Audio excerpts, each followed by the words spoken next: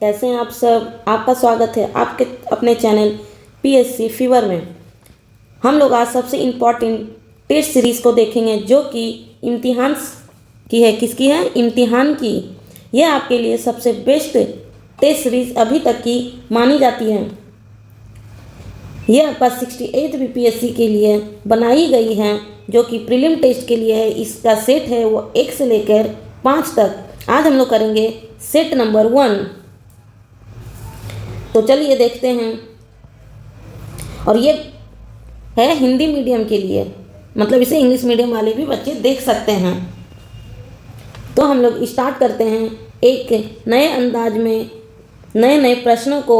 आप लोग, क्योंकि अभी आप लोगों के पास पढ़ने के लिए बिल्कुल भी समय नहीं है, तो आप लोग जितना हो सके टेस्ट सीरीज को ज्वाइन कीजिए और उसके सभी प्रश्नों को हल करके देखिए कि आपने अभी तक कितने अच्छे से बुक को पढ़ाई किया है।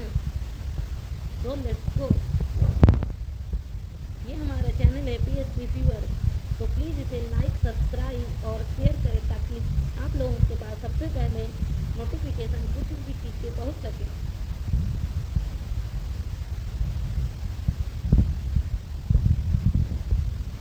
तो हम आज का सबसे पहला क्वेश्चन लेते हैं।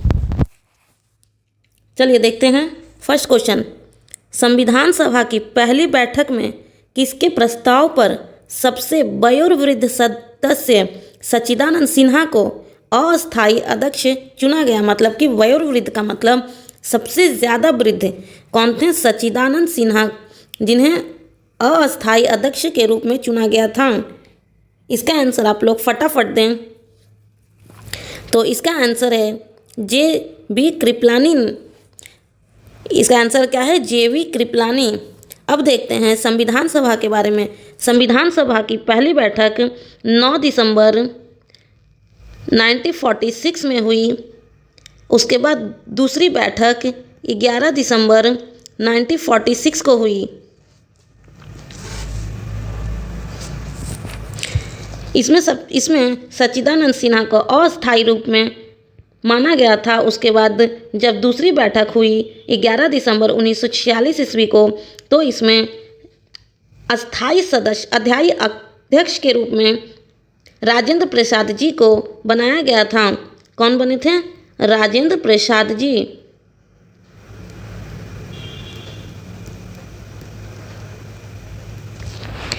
अब देखते हैं सेकंड क्वेश्चन, भारतीय संविधान में वर्णित मौलिक कर्तव्य के संदर्भ में कौन सा कथन गलत है? मौलिक कर्तव्य को ए नंबर देखिए, मौलिक कर्तव्य को स्वर्ण सिंह समिति की सिफारिश पर 44वें संविधान संशोधन द्वारा संविधान में जोड़ा गया।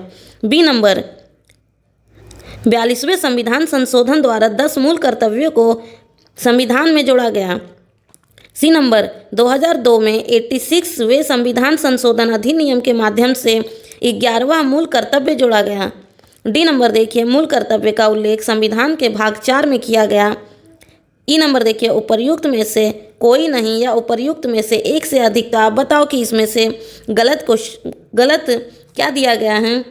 तो ये होगा आपका ए नंबर, क्योंकि मौलिक कर्तव्य को स्वर्ण सिंह समिति की सिफारिश पर ये 44वें ना होकर 42वें संविधान संशोधन होगा 1976 में।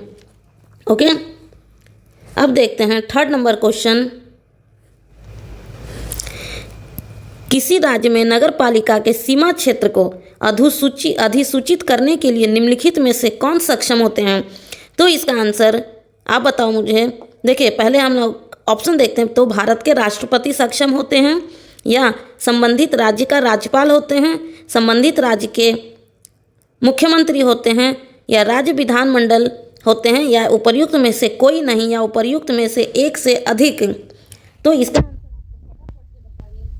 आंसर होगा बी, क्या संबंधित राज्य के राज्यपाल।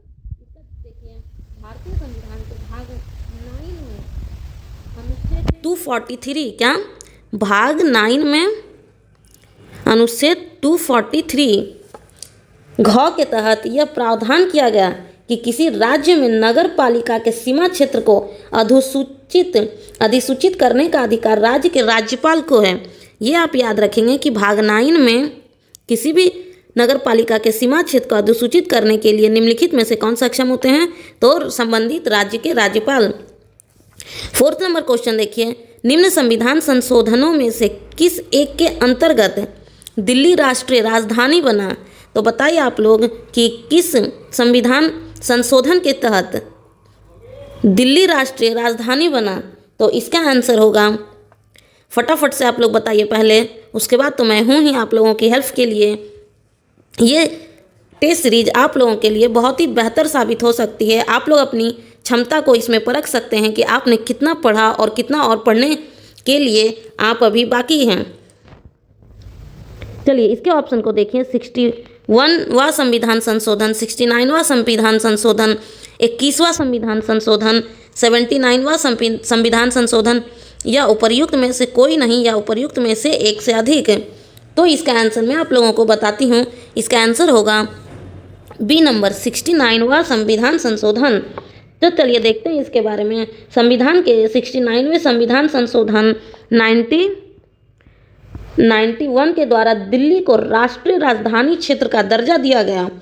इसे संघ राज्य क्षेत्र में कायम रखते हुए इसके लिए एक विधानसभा और उसके प्रति उत्तरदायी मंत्री परिषद का प्रावधान किया गया। क्या क्या किया गया? एक विधानसभा, एक बनाया गया आपके विधानसभा को, और दूसरा बनाया गया मंत्री परिषद को। 5th नंबर क्वेश्चन देखते हैं, केंद्रीय सतर्कता आयोग का गठन किस समिति के अनुशंसा पर किया गया? 1 नंबर संथानम समिति, दूसरा सरकारिया समिति, तीसरा दिलीप पंडगावकर समिति, या चौथा रंगराजन समिति, पांचवा उपर्युक्त में से कोई नहीं, या उपर्युक्त में से एक से अधिक। तो 5 नंबर का आंसर होगा आपका ए।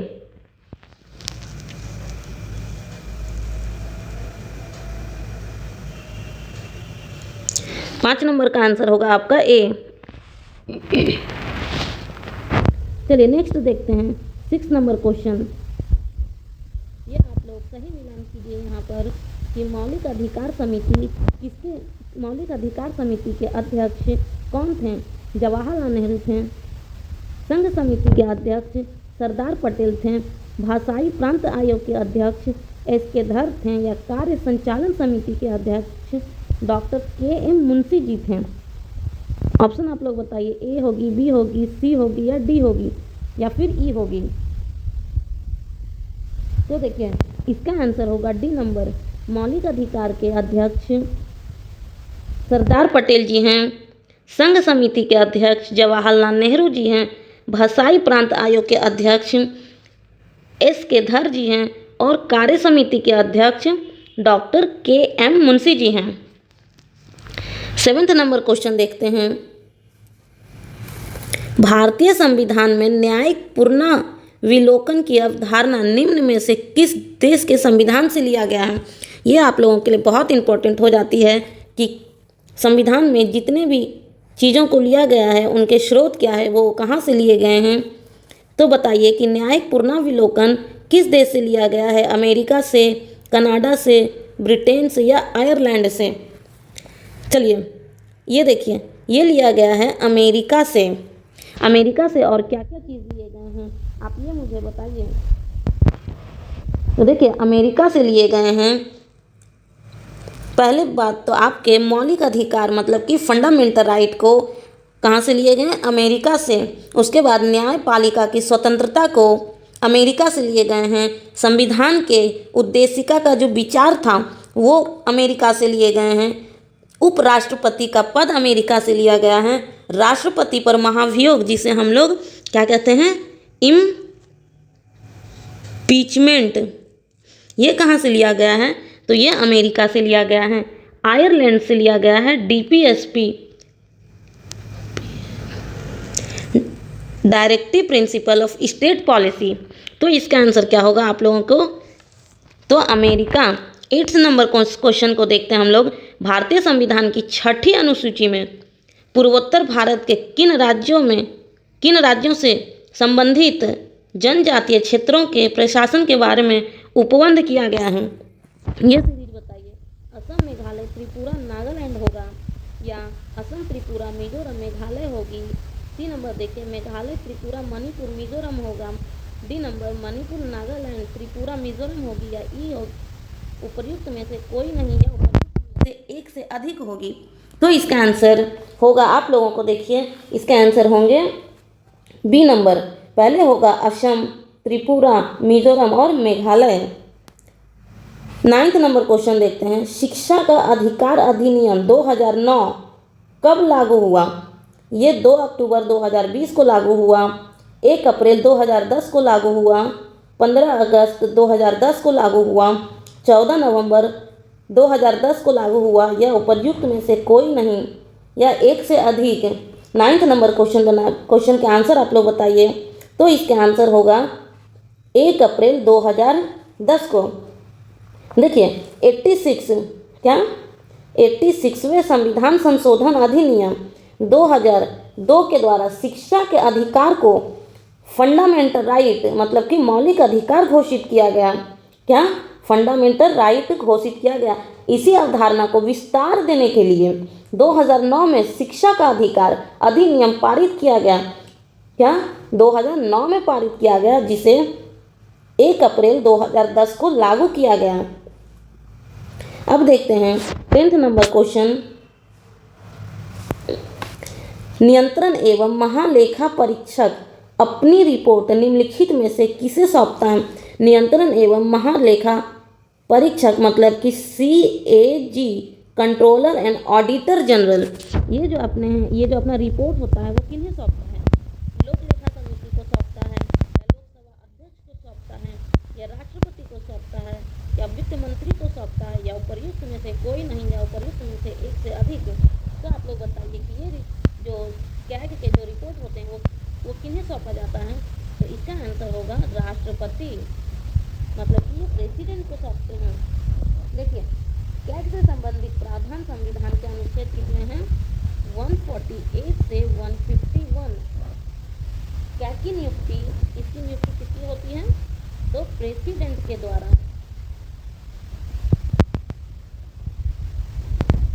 कैग की नियुक्ति कौन करता है? प्रेसिडेंट के द्वारा। किस आर्टिकल के तहत? तो आर्टिकल 148 के अंडर प्रेसिडेंट कैग की नियुक्ति करता है, और इसकी टाइम ड्यूरेशन क्या होती है? या तो फिर वह 6 साल अपने पद पर रहे, या फिर जब तक उनकी एज 65 नहीं हो जाती तब तक वो अपने पद पर बने रहेंगे। चलिए नेक्स्ट क्वेश्चन देखते हैं। ये सब ना थोड़ा ध्यान रखेंगे कि इन लोगों के लिए कौन सी आर्टिकल होती है, कौन नियुक्त करता है, इनकी उम्र क्या होनी चाहिए इस पद के लिए, या फिर वो कितने साल तक बने रहते हैं अपने पद पर। नेक्स्ट क्वेश्चन देखते हैं 11 नंबर। सरकारिया आयोग ने अपनी रिपोर्ट केंद्र सरकार को सौंपी थी, मतलब कि जो सरकारिया आयोग थे वो अपनी रिपोर्ट कब सौंपी थी? 1948 को सौंपी थी, या 1986 को सौंपी थी, 1988 को सौंपी थी, या 1990 में सौंपी थी, या इनमें से कोई नहीं या उपर्युक्त में से एक से अधिक। तो इसके आंसर आप लोग बताइए कि क्या होगा। देखिए इसका आंसर होगा सी नंबर, 1988 ईस्वी में। 1988 ईस्वी को अपनी रिपोर्ट केंद्र सरकार को सौंपी थी। देखिए क्या था ये सरकारी आयोग? केंद्र एवं राज्यों के विधायी, प्रशासकीय और वित्तीय, मतलब कि जो सेंटर और स्टेट के बीच जो होती है ना वो, कि विधायी, प्रशासकीय और वित्तीय, मतलब कि पैसों का लेन देन हो गया, के संबंधों के मध्य जो उभरे मतभेद होते हैं, जो झगड़े लड़ाई होते हैं, उन्हें दूर करने के लिए इस आयोग को लाया गया था।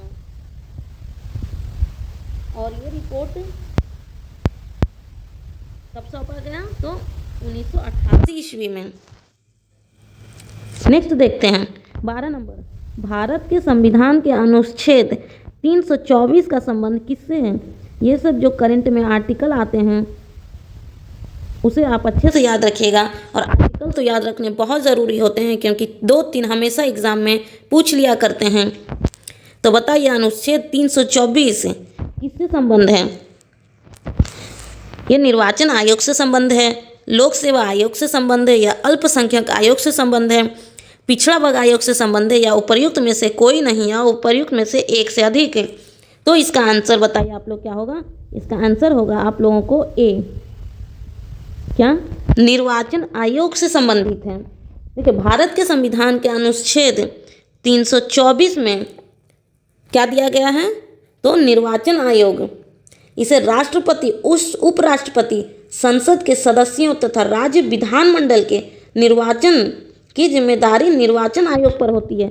मतलब कि जो क्या बोलता है, निर्वाचन आयोग की जिम्मेदारी क्या क्या होती है, तो प्रेसिडेंट की, वाइस प्रेसिडेंट की, जो मतलब कि निर्वाचन जो वहाँ के जो सदस्य होते हैं उन्हें ये क्या करते हैं, उन लोगों के इलेक्शन कराते हैं और उन्हें निर्वाचित करते हैं।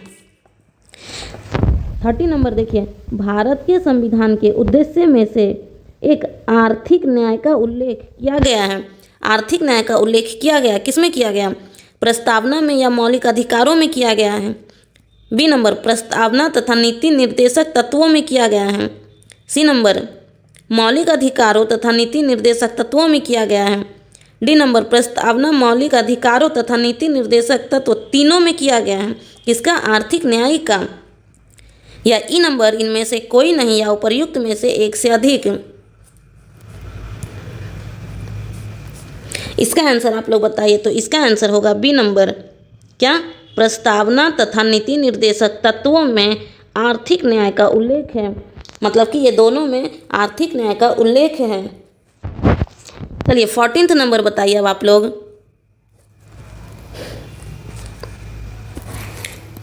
सूची 1 को सूची 2 से सुमेलित कीजिए और सूचियों के नीचे दिए गए कूट से सही उत्तर का चयन कीजिए।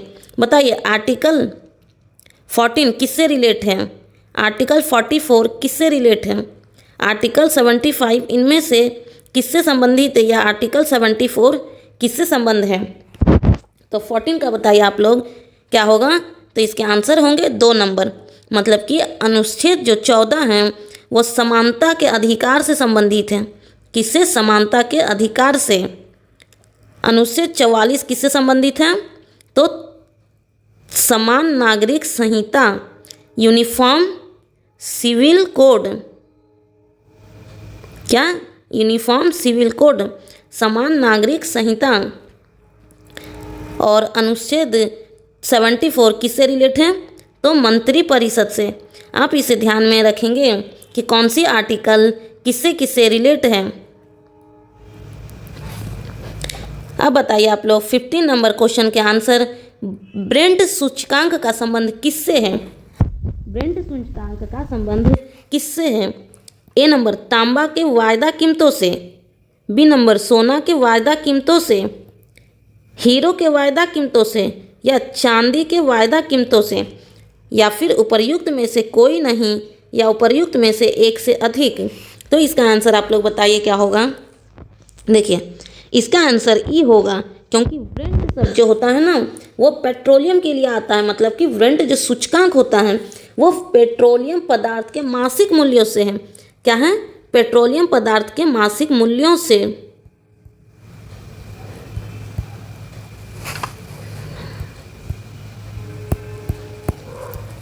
आप इसे अच्छे से ध्यान में रखिएगा कि ब्रेंट शब्द किसके लिए यूज़ किए जाते हैं, तो पेट्रोलियम पदार्थ के मासिक मूल्यों से। 16 नंबर देखिए, निम्नलिखित को तरलता के घटते क्रम में सजाइए। मतलब कि इन्हें तरलता के घटते क्रम में आपको एक के ऊपर एक रखना है। तो बैंकों के पास बचत जमा, करेंसी, बैंकों के पास सावधि जमा, या बैंकों के पास मांग जमा। तो इसका आंसर होगा आप लोगों के पास ए नंबर। सबसे पहले क्या होगा, देखिए सबसे पहले होगा करेंसी, ठीक। उसके बाद होगा बैंकों के पास मांग जमा, उसके बाद होगा बैंकों के पास बचत जमा,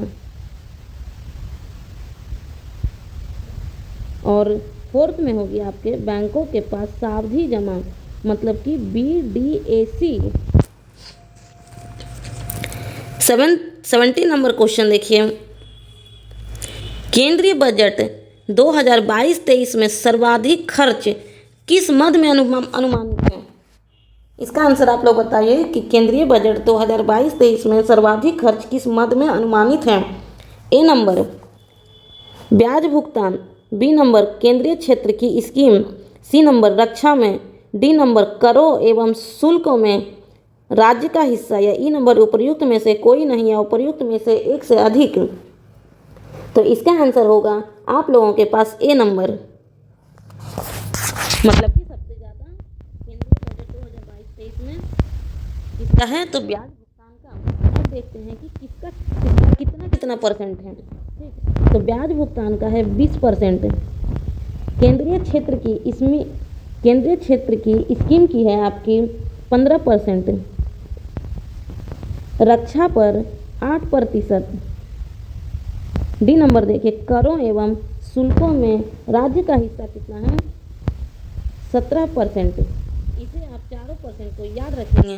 this is a very very important. 20 number देखिए भारत में 20 सूत्री कार्यक्रम को किस वर्ष शुरू किया गया था? 20 सूत्री कार्यक्रम को किस वर्ष शुरू किया गया था? 1975 में, 1953 में, 1982 में या 1986 में, या इनमें से कोई नहीं या प्रयुक्त में से एक से अधिक। तो इसका आंसर होगा 1975 ईस्वी में 20 सूत्री को लागू किया गया था। अब देखिए ये 20 सूत्री कार्यक्रम क्या है? 20 सूत्री कार्यक्रम को 1975 में लागू किया गया था, जिसका पुनर्गठन कब हुआ? 1982 में, 1986 में, 2006 में किया गया। इसका पुनर्गठन कब हुआ? 1982 में, 1986 में और 2006 में किया गया। अब नेक्स्ट क्वेश्चन देखिए 19 नंबर बिहार आर्थिक सर्वेक्षण 2021-22 के अनुसार बिहार में पिछले 5 वर्षों में कृषि एवं सहवर्ती क्षेत्र में वृद्धि दर कितनी है? 19 नंबर का आंसर बताए 2.5% है या 2.1% है, 7.5% है, 10% या उपर्युक्त में से कोई नहीं या उपर्युक्त में से एक से अधिक। इसके आंसर क्या होंगे? आप लोग जल्दी से कमेंट बॉक्स में, आप लोगों को अगर कुछ भी क्वेश्चन के आंसर आते हैं या सभी आते हैं तो आप लोग कमेंट बॉक्स में कमेंट करके बताइए। चलिए इसका आंसर होगा 2.1%। मतलब बिहार आर्थिक सर्वेक्षण 2021-22 के अनुसार बिहार में पिछले 5 वर्षों में कृषि एवं सहवर्ती की विकास दर 2.1% है। वहीं बिहार की विकास दर कितनी है? 2.5%। 2021-22 में देश का सतत विकास दर कितना है? 7.25%। किसका? देश का विकास दर। अब 20 नंबर क्वेश्चन देखिए।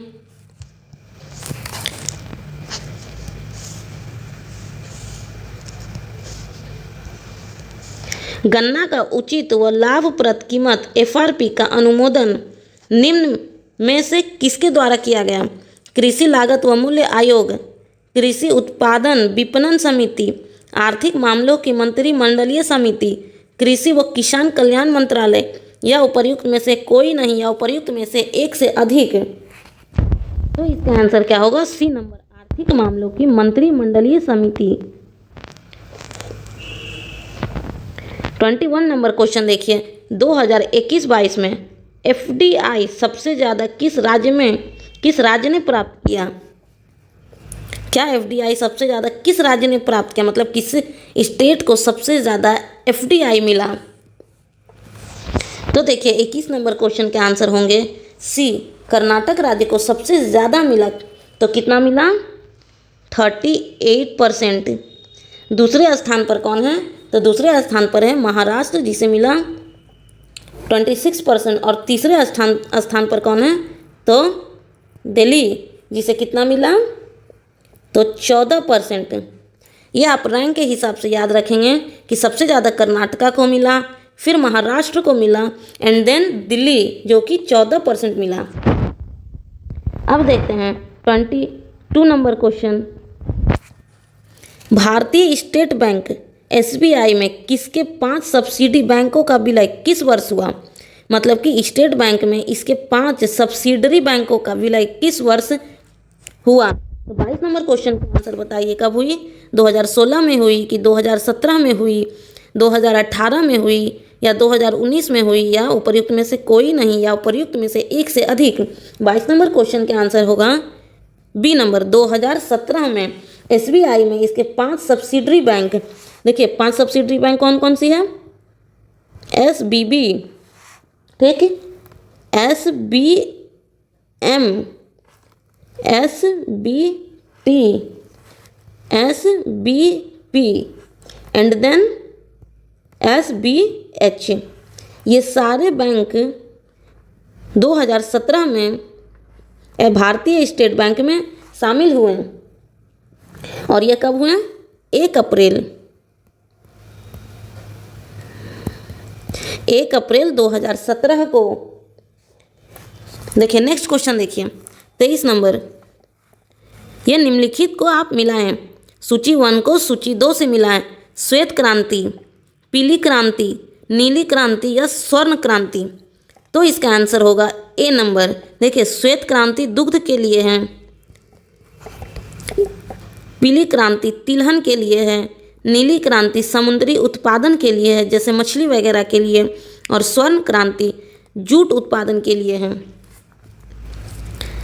24 नंबर क्वेश्चन के आंसर बताइए। बिहार आर्थिक सर्वे 2021-22 के अनुसार बिहार में प्रति व्यक्ति प्रतिदिन पानी कितना लीटर उपलब्ध है? इसका आंसर आप लोग बताइए फटाफट से। तो इसका आंसर क्या होगा? 70 लीटर। कितना लीटर उपलब्ध है? तो 70 लीटर। 25 नंबर क्वेश्चन बताइए। निम्नलिखित में से किस संस्थान द्वारा आहार क्रांति मिशन की शुरुआत की गई? किसके द्वारा की गई? विज्ञान भारती के द्वारा की गई, global Indian scientist and technology forum के द्वारा की गई, विज्ञान प्रसार एवं प्रवासी भारतीय अकादमी और वैज्ञानिक संपर्क के द्वारा की गई, या नीति आयोग के द्वारा की गई, या उपर्युक्त में से कोई नहीं, या उपर्युक्त में से एक से अधिक?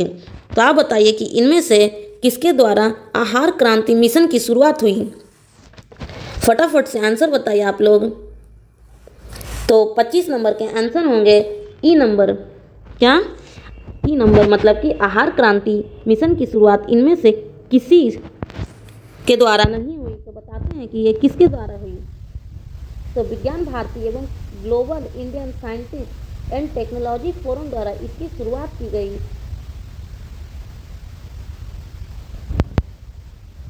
मतलब कि ये दोनों की, इसमें से ऑप्शन है ना ई नंबर, उपर्युक्त में से कोई नहीं या उपर्युक्त में से एक से अधिक, मतलब कि विज्ञान भारती और global Indian scientist and technology forum के ज्वाइंट से आहार क्रांति मिशन की शुरुआत हुई। चलिए 26 नंबर क्वेश्चन के आंसर देखते हैं। 2022-23 केंद्रीय बजट अनुमान के अनुसार प्रभावी राजस्व घाटा जीडीपी का कितना प्रतिशत अनुमानित है? इसका आंसर होगा बी नंबर 2.6%। कितना? 2.6%। चलिए देखते हैं राजस्व घाटे। क्या? राजस्व घाटे की बेहतर तस्वीर प्रस्तुत करने के लिए वर्ष 2011-12 के बजट से प्रभावी राजस्व घाटे की गणना की जा रही है। ये 2022-23 के लिए बजट में अनुमानित है। देखिए अब आप लोगों को बताते हैं राजस्व घाटा कितना परसेंट था? तो 3.8%। आप लोग इसे नोट करेंगे कि राजस्व घाटा 3.8% था। राजकोषीय घाटा कितना था? राजकोषीय घाटा 6.4% थी। प्रभावी राजस्व घाटा कितनी थी? तो 2.6%। उसके बाद प्राथमिक घाटा कितनी थी?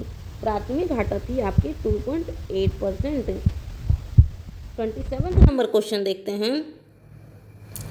आप लोग भी एक एक क्वेश्चन के आंसर मुझे कमेंट बॉक्स में बताइएगा कि आप लोगों को मेरा सेशन कैसा लग रहा है। ये टेस्ट सीरीज आप लोगों के लिए बहुत इंपॉर्टेंट रखती है। ये आप लोग 5-10 सेट कर लो, आप लोगों को एक कॉन्फिडेंट हो जाएगा कि आप लोग एग्ज़ाम के लिए प्रिपेयर हैं या नहीं।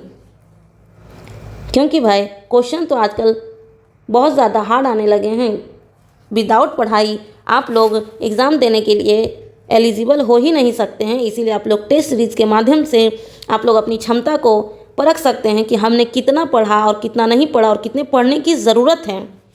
तो 27 नंबर क्वेश्चन देखते हैं। वर्ष 2021-22 में भारत का निर्यात किस देश में सर्वाधिक रहा, मतलब कि 2021-22 में भारत का निर्यात किस देश में सर्वाधिक रहा। तो 27 नंबर क्वेश्चन देखिए, किससे ज़्यादा रहा? चीन से रहा, ब्रिटेन से रहा, संयुक्त राज्य अमेरिका से रहा या यूएई रहा, या इनमें से कोई नहीं या प्रयुक्त में से एक से अधिक। तो आप लोग बताइए कि इसमें से सही आंसर क्या होगा। तो इसमें से सही आंसर होगा 3 नंबर, यूएई, ये यूएसए से हुई, संयुक्त राज्य अमेरिका से। अब देखते हैं 28 नंबर क्वेश्चन, बिहार के सकल राज्य घरेलू उत्पादन में प्राथमिक क्षेत्र का योगदान कितना % रहा। तो बताइए 18.2% रहा, 20.2% रहा, 21.6% रहा या 22.1% रहा या उपर्युक्त में से कोई नहीं या एक से अधिक। तो आप लोग बताइए कि प्राथमिक क्षेत्र का योगदान कितना रहा। देखिए ये एक है प्राथमिक क्षेत्र, मतलब कि प्राइमरी सेक्टर, एक होता है सेकेंडरी सेक्टर, एक होता है टर्सरी सेक्टर। देखिए प्राथमिक सेक्टर में क्या होता है, जिसका हम खनन करते हैं, जिसका हम उत्पाद करते हैं, मतलब कि कृषि हो गया, खनन हो गया, ये सब आपके प्राइमरी सेक्टर में आते हैं। सेकेंडरी सेक्टर में मतलब कि प्राइमरी सेक्टर के चीज़ों को हम सेकेंडरी सेक्टर में लेकर जाते हैं। जैसे कारखाने में, अब देखिए हमने खेतों से गेहूं को उगाया, ठीक है, वो हो गया प्राइमरी सेक्टर। उसके बाद हमने बिस्किट को बनाने के लिए कहाँ लेके गए? कारखाने में लेकर गए, ये हो गया आपके सेकेंडरी सेक्टर। और फिर जब बिस्किट बनकर रेडी हो गया तो उसे हम मार्केट में लाने लगे, मतलब कि टर्सरी सेक्टर। ये हो गया आपके टर्सरी सेक्टर में, मतलब मार्केट आ गए आपके टर्सरी सेक्टर में, ठीक है। तो बताइए कि प्राथमिक सेक्टर का योगदान कितना % रहा। तो इसके आंसर हैं उपर्युक्त में से कुछ भी नहीं, मतलब कि ये चारों ही गलत हैं। तो अब देखते हैं कि प्राथमिक क्षेत्र में, द्वितीयक क्षेत्र में और तृतीयक क्षेत्र में कितना कितना % योगदान रहा। तो देखिए प्राइमरी क्षेत्र में रहे आपके 19.2%, सेकेंडरी सेक्टर में रहे 19.5% और टर्सरी सेक्टर में रहे 61.2%, ठीक है।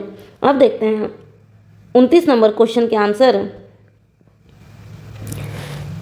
छठी पंचवर्षीय योजना के दौरान निम्नलिखित में से कौन सा कार्यक्रम शुरू किया गया।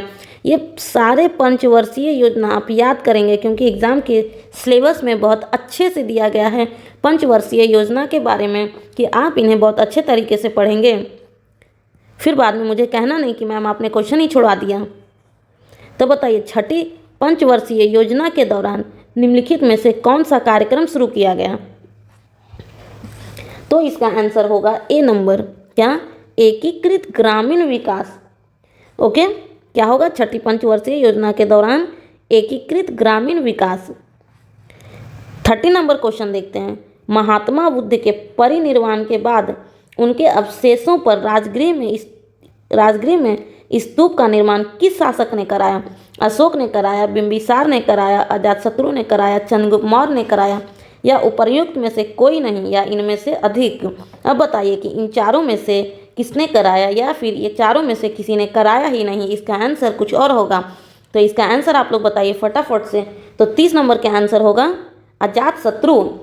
देखिए अजातशत्रु ने महात्मा बुद्ध के परिनिर्वाण के 8वें वर्ष में उनके अवशेषों पर राजगृह में एक स्तूप का निर्माण कराया। महापरिनिर्वाण का मतलब क्या होता है कि महात्मा बुद्ध की मृत्यु।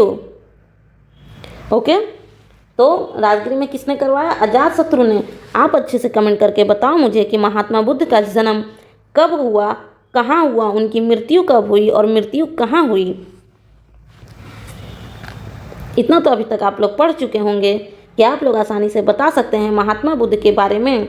तो कमेंट बॉक्स में करके मुझे आंसर फटाफट से दीजिए। चलिए 31 नंबर के क्वेश्चन को देखिए। पटना में 1857 के विद्रोह को निम्नलिखित में से किस अंग्रेज अधिकारी ने दबाया था? तो बताइए कि किस अंग्रेजी अधिकारी ने 1857 ईस्वी जो कि पटना में हो रही थी उन्हें दबा दिया?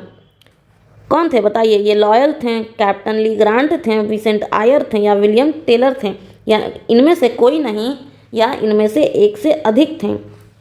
तो 31 नंबर के आंसर बताइए। इसका आंसर होगा डी नंबर।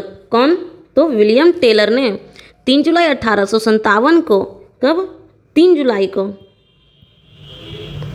3 जुलाई 1857 को पटना में पुस्तक विक्रेता पीर अली ने, क्या ये किसके नेतृत्व में हो रही थी? पीर अली। कौन थे वो? एक पुस्तक विक्रेता। उन्हीं के नेतृत्व में यह विद्रोह हो रही थी और जिसे दबाने का काम विलियम टेलर ने किया। 32 नंबर क्वेश्चन देखते हैं। निम्नलिखित रचनाओं और उनके लेखक के जोड़े में से कौन सा सुमेलित नहीं है? बताइए कि कौन सी पुस्तक किनकी है? विक्रमादेव चरित्र की विल्हन है, मुसिक वंश की अतुल है, राज तरंगिनी कलहन है, या रामचरितमानस संध्याकार नंदी है, या उपर्युक्त में से कोई नहीं, उपर्युक्त में से एक से अधिक? तो इसके आंसर आप लोग बताइए कि कौन से होंगे जो कि सही सुमेलित नहीं हैं। तो इसका आंसर होगा ई नंबर, मतलब कि इसमें से सभी सही हैं। विक्रमादेव चरित्र किनकी पुस्तक है? बिल्हन की। मुसिक वंश किसकी पुस्तक है? अतुल की। राज तरंगिनी कलहन की पुस्तक है, और रामचरितमानस संध्याकार नंदी की पुस्तक है। ये चारों पुस्तक बहुत ही इंपॉर्टेंट होते हैं, आप ये चारों पुस्तक को अच्छे से देख लेंगे। 33 नंबर क्वेश्चन। बलबन ने रक्त और लौह की नीति किसके खिलाफ अपनाई थी? बताइए। तो इसका आंसर होगा उपर्युक्त में से कोई नहीं, या उपर्युक्त में से एक से अधिक, मतलब कि उपर्युक्त में से कोई नहीं इसका आंसर होगा। मतलब कि ये चारों ही गलत हैं, क्योंकि बलबन ने रक्त और लौह की नीति दिल्ली की सीमा तक लूटपाट करने वालों के खिलाफ में, मतलब कि अपनाई थी, मतलब कि दिल्ली की सीमा तक लूटपाट करने वालों के खिलाफ रक्त और लौह की नीति अपनाई। देखते हैं 34 नंबर क्वेश्चन के आंसर। किस आंग्ल मैसूर युद्ध में मराठाओं और निजाम ने मैसूर का साथ दिया था? बताइए। किस युद्ध में आंग्ल मैसूर, मतलब कि किस आंग्ल मैसूर युद्ध में मराठा और निजाम ने मैसूर का साथ दिया था? तो 34 का आंसर होगा बी नंबर, द्वितीय आंग्ल मैसूर युद्ध में। अंग्रेज और मैसूर राज्य के मध्य 4 युद्ध, क्या 4 युद्ध हुए थे अंग्रेज और मैसूर के बीच? वो कब कब थे? सबसे पहला 1767 से लेकर 1769 तक। दूसरी लड़ाई हुई थी 1780 से लेकर 1784 तक। तीसरी लड़ाई हुई थी 1790 से लेकर 1794 तक, और चौथी लड़ाई 1799 जिसका नेतृत्व टीपू सुल्तान कर रहे थे, और उनकी मृत्यु उन्हीं की राजधानी श्रीरंगपट्टनम में हो गई। प्रांतों की कांग्रेस मंत्रिमंडल ने किस कारण से 1939 में सामूहिक रूप से इस्तीफा दे दिया? मतलब कि प्रांतों की कांग्रेस मंत्रिमंडल ने किस कारण से 1939 में सामूहिक रूप से इस्तीफा दे दिया? तो इसका आंसर होगा डी नंबर, विश्व युद्ध में बिना सलाह भारत को शामिल करने के कारण, मतलब कि भारत से पूछे भी नहीं थे और उन्हें वर्ल्ड वार में उन्हें शामिल कर दिए थे। इसी वजह से कांग्रेस के जो विधानमंडल थे 1939 में सामूहिक रूप से इस्तीफा दे दिए थे। अब देखते हैं 36 नंबर क्वेश्चन। महात्मा गांधी और लॉर्ड इरविन के मध्य समझौता कब संपन्न हुआ था? तो आप बताइए। तो इसका आंसर होगा बी नंबर, 5 मार्च 1931 को। तो देखिए 5 मार्च 1931 को गांधी इरविन समझौता हुआ था। इस समझौते के तहत हिंसा के आरोपियों को छोड़कर सभी राजनीतिक बंदियों की रिहाई पर सहमति बनी। साथ ही भारतीयों को समुद्र किनारे नमक बनाने का अधिकार दिया गया। क्या बनाने का अधिकार दिया गया था? नमक बनाने का अधिकार। किन्हें? भारतीय लोगों को। किसके द्वारा? 5 मार्च 1931 ईस्वी में जो महात्मा गांधी और लॉर्ड इरविन के मध्य जो समझौता हुआ था। अब देखते हैं 37 नंबर क्वेश्चन। सर्वप्रथम द्विराष्ट्र सिद्धांत की बात निम्न में से किसने की थी द्विराष्ट्र सिद्धांत की बात सबसे पहले किसने की थी? तो इसका आंसर होगा सर सैयद अहमद खान। अब आप लोग कमेंट बॉक्स में बताइए सर सैयद अहमद खान कौन थे? तो मुसलमानों के लिए सर्वप्रथम पृथक राष्ट्र मतलब कि अलग राष्ट्र का विचार सर सैयद अहमद खान ने दिया था। मुस्लिमों के लिए एक पृथक राज्य के रूप में पाकिस्तान शब्द को सर्वप्रथम कैम्ब्रिज विश्वविद्यालय के छात्र चौधरी रहमत अली ने अपने कुछ मित्रों के साथ मिलकर 1933 में नाउ और नेवर पेरिस फॉर एवर नामक अपने पम्फलेट में रहमत अली ने पाकिस्तान शब्द अखंड भारत के कुछ प्रांतों को तोड़कर निर्मित किया गया था। इसे आप लोग बहुत अच्छे से देखेंगे कि पाकिस्तान शब्द का मतलब कि जो पाकिस्तान शब्द था वो कहाँ पे किया गया था? तो कैम्ब्रिज विश्वविद्यालय में 1933 ईस्वी में। अब देखिए 38 नंबर क्वेश्चन, निम्नलिखित में से किस वंश के शासक ने अवंती महाजनपद को मगध साम्राज्य का हिस्सा बना लिया था? तो इसका आंसर होगा शिशुनाग वंश। कौन? शिशुनाग वंश मतलब कि ऑप्शन नंबर डी। 39 देखिए, बौद्ध संघ में प्रवेश करने वाली प्रथम महिला कौन थी? मतलब कि सबसे पहले कौन महिला थी जो बौद्ध संघ में प्रवेश की थी? कौन थी? आम्रपाली थी, प्रजापति गौतमी थी, करुवाकी थी या चिलना थी, या इनमें से कोई नहीं, या इनमें से एक से अधिक? ओह,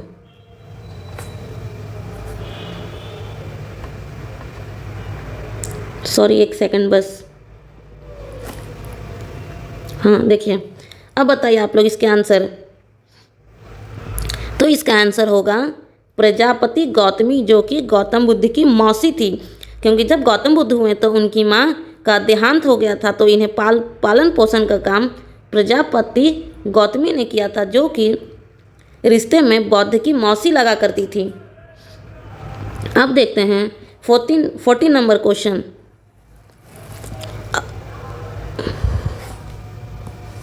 अली गौहर ने 1760 में बिहार के किस नगर पर घेरा डाला था? अली गौहर ने 1760 में बिहार के किस नगर पर घेरा डाला था?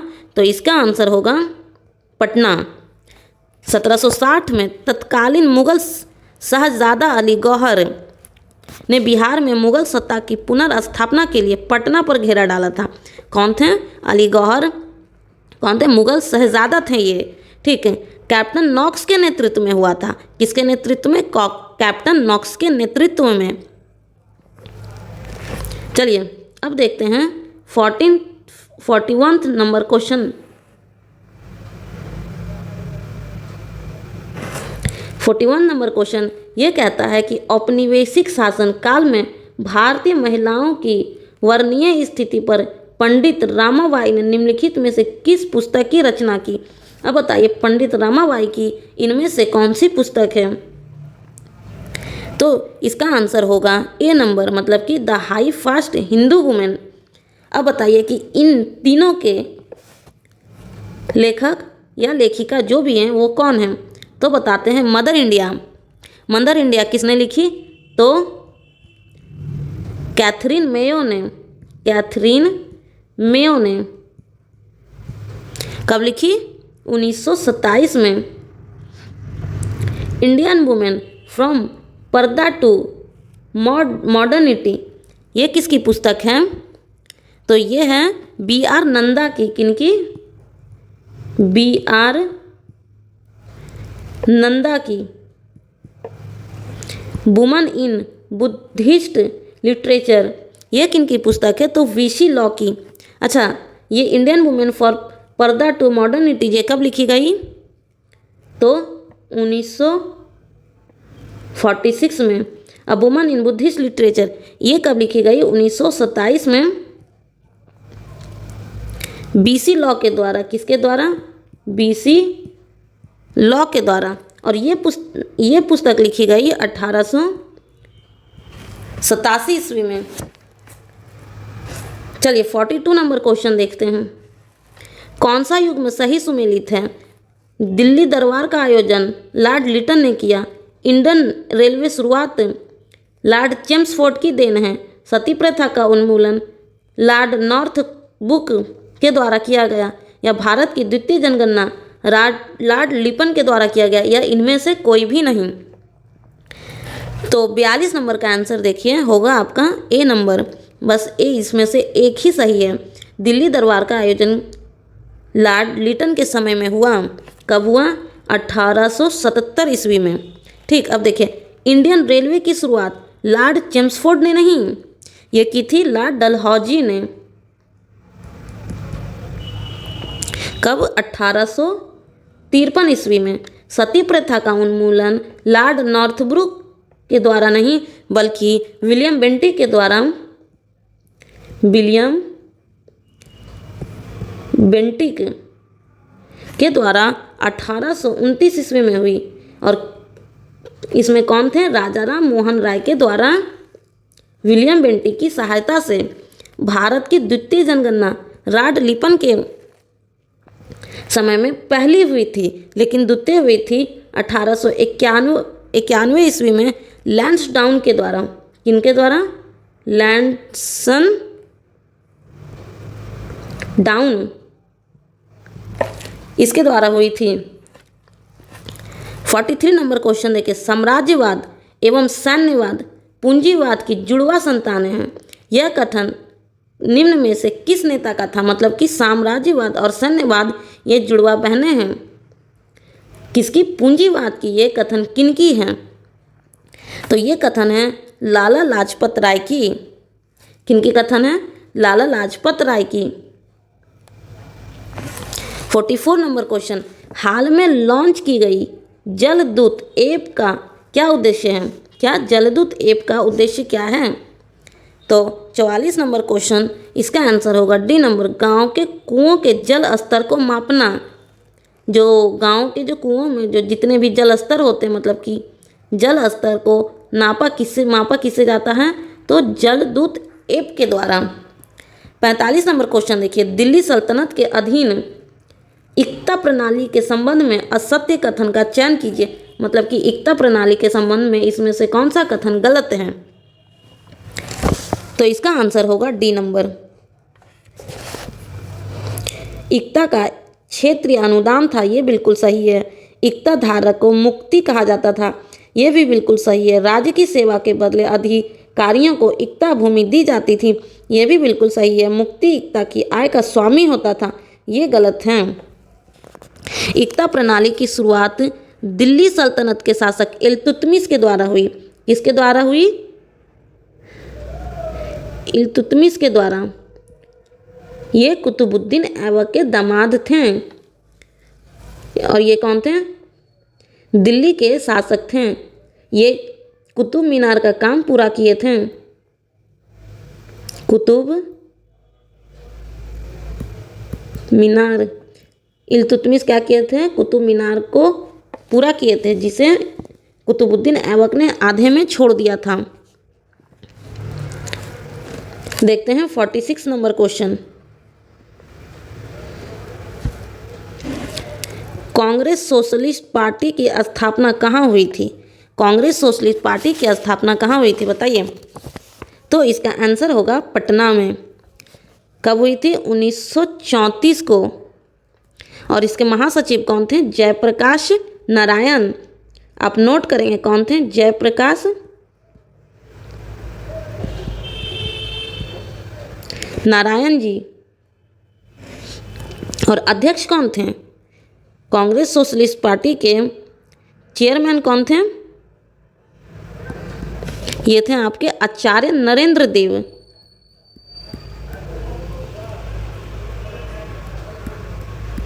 कौन थे? आचार्य नरेंद्र देव। अब देखते हैं 47 नंबर क्वेश्चन के आंसर। पूना समझौता पर इन दो नेताओं ने हस्ताक्षर किया था। पूना समझौता पर इनमें से कौन दो नेता थे जो कि हस्ताक्षर किए थे? देखिए, तो इसका आंसर होगा सी नंबर, BR अम्बेडकर, मतलब कि भीमराव अम्बेडकर और मदन मोहन मालवीय जी। ब्रिटिश प्रधानमंत्री रैमजे मैकडोनाल्ड ने 16 अगस्त 1932 को, किसने? ब्रिटिश प्रधानमंत्री रैमजे मैकडोनाल्ड ने 16 अगस्त 1932 को अधीर निर्णय की घोषणा की। इस घोषणा के तहत दलितों को अल्पसंख्यक मानते हुए हिंदू से अलग कर प्रांतीय विधानमंडल में 71 सीटें दी गई। इस घोषणा का गांधी जी ने विरोध करते हुए पुणे की यरवदा जेल में आमरण अनशन शुरू कर दिया था। ठीक, अब देखते हैं 48 नंबर क्वेश्चन। मौर्य काल में प्राच्य या पूर्वी प्रदेश की राजधानी निम्नलिखित में से कहाँ थी? तो इसका आंसर होगा पाटलिपुत्र। कहाँ थी? पाटलिपुत्र में। 49 नंबर क्वेश्चन देखते हैं। प्रथम जैन संगति सभा की अध्यक्षता किसने की थी? 49 नंबर में ये बताइए, प्रथम जैन संगति सभा की अध्यक्षता किसने की थी? तो इसका आंसर होगा ए नंबर, स्थूलभद्र ने। किसने? स्थूलभद्र ने। 50 नंबर देखिए। बाजार नियंत्रण की नीति के लिए प्रसिद्ध दिल्ली सल्तनत का सुल्तान कौन था? तो इसका आंसर होगा 3 नंबर, अलाउद्दीन खिलजी। अलाउद्दीन खिलजी बाजार नियंत्रण की नीति के लिए प्रसिद्ध दिल्ली सल्तनत का सुल्तान बना। अब 51 नंबर क्वेश्चन देखिए।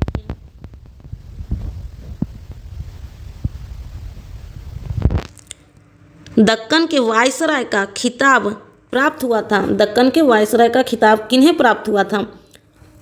तो इसका आंसर होगा डी नंबर, निजाम उल मुल्क आसफ जहाँ को।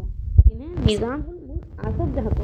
निजाम उल मुल्क आसफ जहाँ ने 1724 को हैदराबाद राज्य की स्थापना की। किसने की? हैदराबाद राज्य की स्थापना किसने की? निजाम उल मुल्क आसफ जहाँ ने 1724 ईस्वी में। औरंगजेब के बाद के नवाबों में उसका महत्वपूर्ण स्थान था। सैयद बंदियों को गद्दी से हटाने में उसकी महत्वपूर्ण भूमिका थी। वो 1722 से 1722 से लेकर 1724 तक, क्या 1722 से 1724 तक मुगल साम्राज्य का वजीर था। मैंने आपको निजाम आसफ जाह के बारे में बता दिया।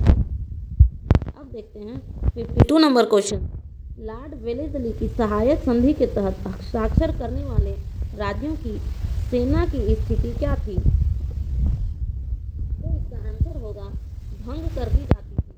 लॉर्ड वेलेस्ली ने भारत में सहायक संधि की शुरुआत की थी। इस संधि को स्वीकार करने वाले राज्यों की सेना भंग कर दी जाती थी। राज्य में ब्रिटिश सेना रखी जाती थी जिसका खर्च राज्यों को वहन करना होता था। इसके तहत राज्य ही बाहरी मामलों में प्रभुत्व समाप्त हो जाती थी। सबसे पहले सहायक संधि को किसने स्वीकार की थी? तो हैदराबाद के निजाम ने।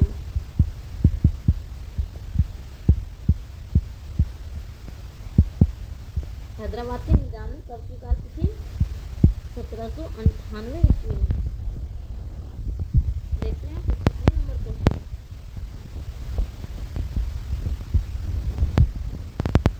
19वीं सदी के पूर्वार्ध में सामाजिक एवं सांस्कृतिक जागरण के मुख्य नेता या आधुनिक भारत का प्रथम नेता कहा जाता है? किन्हें कहते हैं? तो ये थे राजाराम मोहन राय को। राजाराम मोहन राय को आधुनिक भारत का प्रथम नेता कहते हैं या पुनर्जागरण के पिता कहते हैं। इन्होंने ही 1829 में सती प्रथा को समाप्त किया था और इसकी सहायता वायसराय विलियम बेंटिक ने की थी।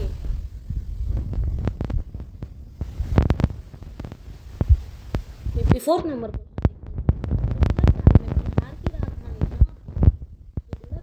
बिहार की राजधानी कहाँ थी? तो बिहार शरीफ थी। आंसर क्या होगा? बिहार शरीफ। 55 नंबर क्वेश्चन देखते हैं।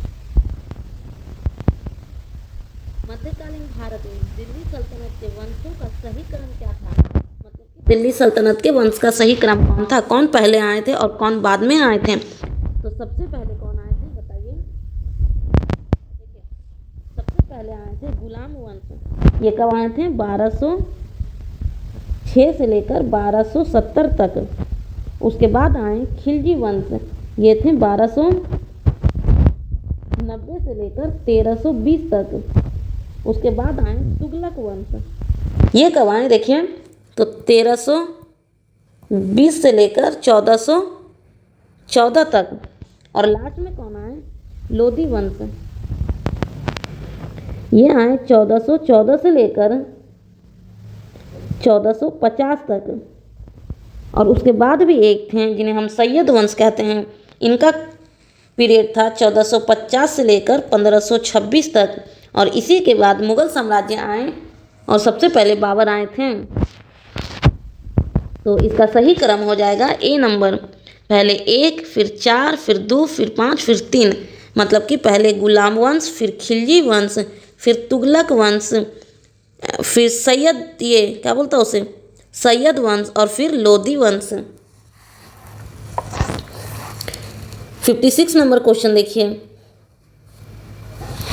किस उत्पाद को खाद्य श्रेणी में सर्वाधिक लोकप्रिय जीआई का पुरस्कार दिया गया था? तो ये दिया गया था हैदराबादी हलीम को। क्या? हैदराबादी हलीम को। 57 नंबर क्वेश्चन, इस महिला को भारतीय क्रांति की जननी कहा जाता है। भारतीय क्रांति की जननी किसे कहते हैं? ये बहुत ही अच्छी क्वेश्चन है। आप लोग इसका आंसर हमें कमेंट बॉक्स में करके बताइए। मैं तो आपका आंसर बताऊंगी ही, लेकिन आप लोग भी कोशिश कीजिए कि मेरे सारे क्वेश्चन को मुझसे पहले आंसर देने की कोशिश करें।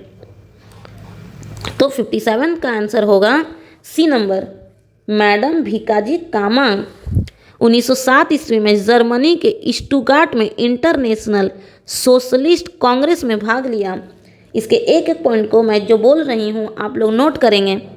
1907 में स्टुटगार्ट में मैडम कामा ने, मतलब मैडम भीकाजी कामा ने भारतीय झंडा फहराया। बताइए आप लोग कहाँ पे भारतीय झंडा फहराया? तो जर्मनी में। विदेश में भारतीय झंडा फहराने वाली प्रथम महिला थी। मतलब इन्होंने सबसे पहले अदर कंट्री में भारतीय झंडा को फहराया था, जो कि जर्मनी था। पेरिस इंडियन सोसाइटी की संस्थापकों में शामिल थी। किसमें शामिल थी? Paris Indian society. 58 number question, रहनुमाई, क्या? रहनुमाई मजदयासन सभा किस धर्म के सुधार के लिए एक आंदोलन थी? तो इसका आंसर होगा पारसी धर्म। रहनुमाई मजदयासन सभा की शुरुआत कब हुई? 1851 ईस्वी में बम्बई में। ओके, इसके नेतृत्वकर्ता कौन थे? तो एस बंगाली थे, दादा भाई नरोजी थे और फरदौन जी नरोजी थे। ये 3 नाम आप याद रखेंगे। इन्होंने ही रहनुमाई मजदयासन सभा की स्थापना की थी। अब 59 नंबर क्वेश्चन, किसके द्वारा राजा राम मोहन राय को राजा की उपाधि प्रदान की गई? मतलब कि राजा राम मोहन राय को किसने राजा कहा? तो ये है अकबर शाह द्वितीय ने। किसने कहा? अकबर शाह द्वितीय ने। कब कहा? 1835 ईस्वी को। 60 नंबर क्वेश्चन देखते हैं,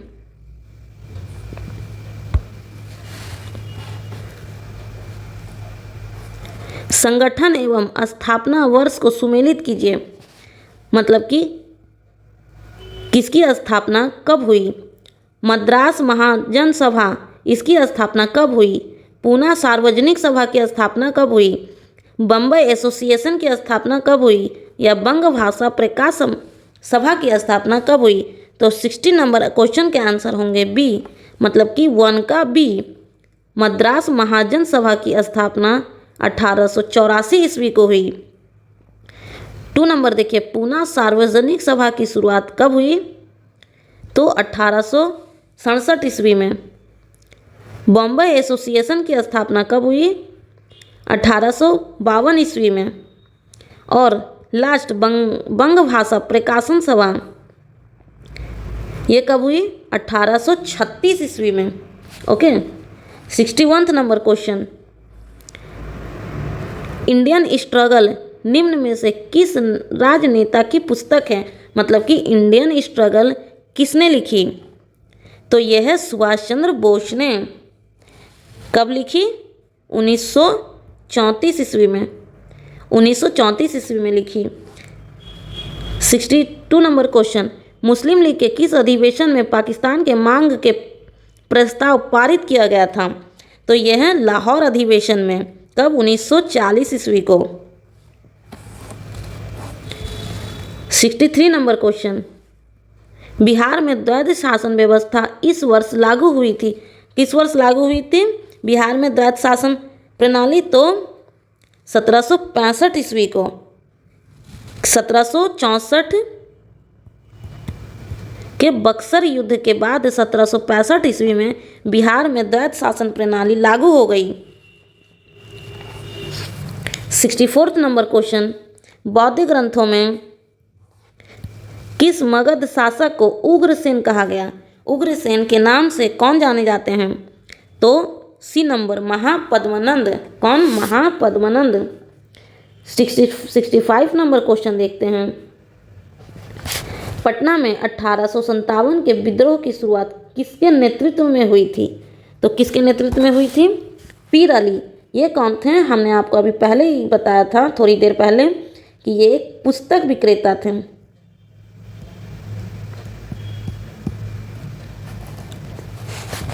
सिक्सटी नंबर क्वेश्चन देखते हैं। देखिए ये फिजिक्स के क्वेश्चन हैं, आप लोग इसे बहुत अच्छे से बनाएंगे। ये न्यूमेरिकल टाइप हैं।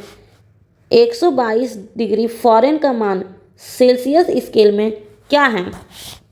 देखिए इसके एक फार्मूला होते हैं, C/100 इक्वल F-32/180।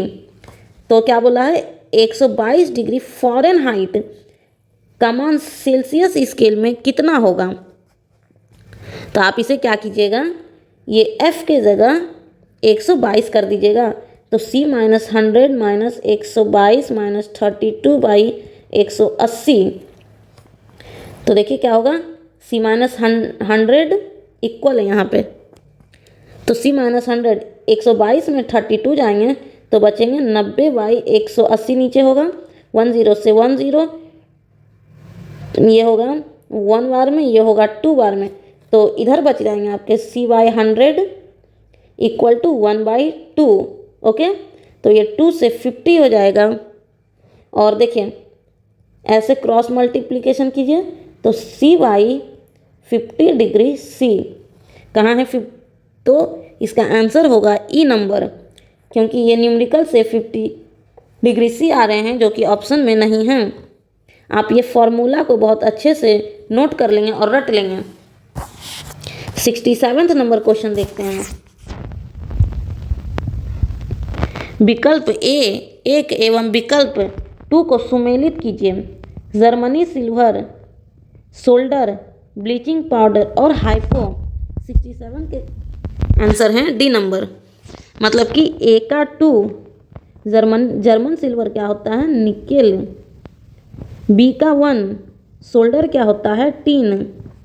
सी का 4 ब्लीचिंग पाउडर क्लोरीन होता है और हाइपो क्या होता है? सोडियम। 68 नंबर क्वेश्चन देखिए, मानव तंत्र में इंसुलिन किसका ऊंचा उपापचय मतलब कि मेटाबॉलिज्म नियंत्रण करता है? तो 68 नंबर का आंसर होंगे बी, कार्बोहाइड्रेट के। 69 नंबर क्वेश्चन, निम्नलिखित में से किस या किन जीव समूह में 4 हृदय चेंबर पाया जाता है? मतलब कि 4 हार्ट कोष्ठ पाए जाते हैं।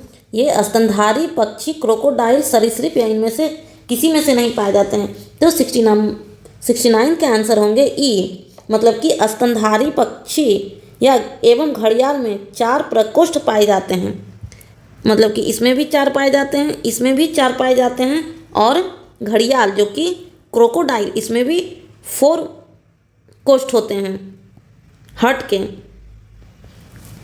तो इसका आंसर होगा उपर्युक्त में से एक से अधिक। 70 नंबर क्वेश्चन देखते हैं। पौधों में जल की ऊपर की ओर गति कहलाती है, मतलब कि पौधों में जल की ऊपर की गति क्या कहलाती है? जल श्रावण कहलाती है, बाष्पन कहलाती है, वाष्पोषण कहलाती है, रसारोहण कहलाती है। तो इसका आंसर होगा डी नंबर। ये क्या कहलाती है? रसारोहण। पौधों में जड़ों के मूल रोमों मतलब कि रूट हेयर्स जो होते हैं उसके द्वारा भूमि से पानी का अवशोषण अर्थात ऊपर की ओर चढ़ना, मतलब कि एक मान लीजिए ये पेड़ है, इसके द्वारा पानी ऊपर चढ़ती है, तो इस क्रिया को क्या कहते हैं? रसारोहण। 71 नंबर क्वेश्चन देखते हैं। दोपहर के समय इंद्रधनुष किस दिशा में दिखाई देगा? बताइए, पश्चिम में देगा, पूर्व में देगा, दक्षिण में देगा, या दिखाई ही नहीं देगा, या उपर्युक्त में से कोई नहीं, या एक से अधिक? तो 71 का आंसर होंगे डी नंबर, मतलब कि दोपहर के समय इंद्रधनुष जो होता है वो दिखाई ही नहीं देता है। 72 नंबर क्वेश्चन देखिए। यंत्र जो विद्युत ऊर्जा को यांत्रिक ऊर्जा में बदल देता है क्या कहलाता है? यह विद्युत ऊर्जा को इलेक्ट्रिसिटी में बदल देता है, इसे क्या कहते हैं? तो क्या इसे कहते हैं विद्युत मोटर, मतलब कि इलेक्ट्रिसिटी को मैकेनिकल में चेंज कर देता है, ट्रांसफॉर्म कर देता है। कौन करता है? तो विद्युत मोटर। 73 नंबर, हाइड्रोजन बम का आविष्कार किसने किया था? देखिए, ये जो आविष्कार वगैरह होते हैं ना, ये सब आप कुछ कुछ लूसेंट से देख लेंगे, और बाकी कुछ कुछ आपको सेट पेपर में भी मिल जाएंगे, लेकिन आप थोड़े थोड़े करके लूसेंट से भी पढ़ लीजिएगा, क्योंकि ये सब आविष्कार पूछ लिए जाते हैं। हाँ, लूसेंट के लिए भी मैं वीडियो बनाई हूँ, आप उसमें से भी देख सकते हैं फिजिक्स के लूसेंट। तो 73 नंबर के क्वेश्चन के आंसर होंगे एडवर्ड टेलर। क्या? C number, Edward Taylor. 74 number, iron का अयस्क है। क्या है आयरन का अयस्क? लाइमस्टोन है, पिच ब्लेड है, मोनाजाइट है, या हेमाटाइट है? इसका आंसर क्या होगा? तो डी नंबर, ये हेमाटाइट होते हैं। आयरन के अयस्क क्या होते हैं? हेमाटाइट। 74 कंप्लीट हो गया। 75 देखते हैं। निम्नलिखित में से किस बहुलक का प्रयोग नॉन स्टिक पैन के उत्पादन में किया जाता है? बताइए, टेफ्लॉन के करते हैं, नियोप्रीन के करते हैं, पीवीसी के करते हैं, या लाइट के करते हैं? तो इसका आंसर होगा टेफ्लॉन में। वो जो नॉन स्टील बर्तन वगैरह होते हैं, जो वाइट वाइट दिखते हैं, तो ये टेफ्लॉन होता है। आलू के कौन सा भाग को खाया जाता है? आलू के हम कौन से भाग को खाते हैं? तो ये खाते हैं तना के। आलू के तना वाले भाग को हम लोग खाते हैं।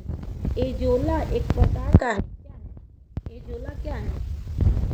तो ये जलीय फर्न है। क्या है? एजोला जलीय फर्न है। 78 नंबर क्वेश्चन का आंसर देखिए। निम्नलिखित में से रक्त का कौन सा भाग संक्रमण से रक्षा करता है? आरबीसी करता है, डब्ल्यूबीसी करता है, ब्लड प्लाज्मा करता है, या हीमोग्लोबिन करता है, या ई नंबर होगा ऊपर इसमें से कोई नहीं है, एक से अधिक। तो 78 नंबर के क्वेश्चन होंगे, आंसर होंगे डब्ल्यूबीसी, वाइट ब्लड कॉर्पस्कल्स।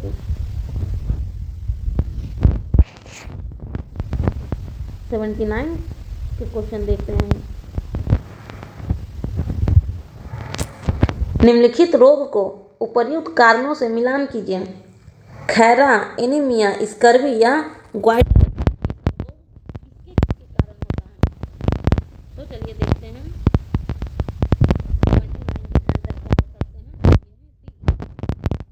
खैरा रोग किसके कारण होता है? जिंक के कारण, मतलब कि जिंक की कमी के कारण। एनीमिया रोग किससे होता है? आयरन की कमी से। स्कर्वी किससे होता है? विटामिन सी की कमी से। और क्वार्टर रोग किससे होता है? ये आयोडीन की कमी से। 80 नंबर क्वेश्चन देखिए। किस यंत्र के द्वारा ध्वनि की तीव्रता मापा जाता है? मतलब कि ध्वनि की तीव्रता हम लोग किस इंस्ट्रूमेंट से मापते हैं? तो इसका आंसर होगा आपका